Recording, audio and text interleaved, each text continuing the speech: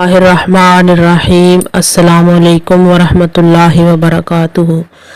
मैं उम्मीद करती हूँ कि आप सब खैरियत से होंगे। आज इस वीडियो में बात करेंगे ख्वाब में कर्ज लेने या कर्ज देने के हवाले से। इसकी मुख्तलिफ सूरतें हैं और इनकी मुख्तलिफ ताबीरें हैं।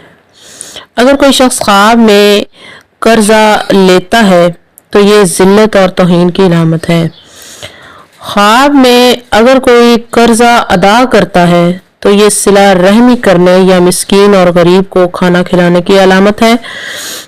बाज़ अहले ताबीर फरमाते हैं कि ख्वाब में अगर कोई कर्ज अदा करता है तो ये सफ़र से वापस लौटने की दलील है।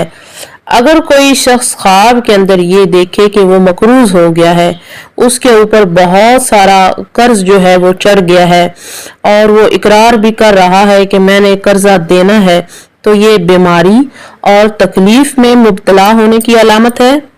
ख्वाब के अंदर अगर कोई कर्जा देता है, किसी को कर्ज देता है तो ये देने वाले के लिए सदका है। अगर कोई शख्स ख्वाब के अंदर किसी से कर्ज लेता है तो लेने वाले के लिए ये मोहताज होने की अलामत है। अजीज बहनों और भाइयों, अगर आपका ख्वाब इससे कुछ मुख्तलिफ है तो आप नीचे कमेंट कर सकते हैं। इंशाअल्लाह ताला आपको आपके ख्वाब की दुरुस्त ताबीर बता दी जाएगी।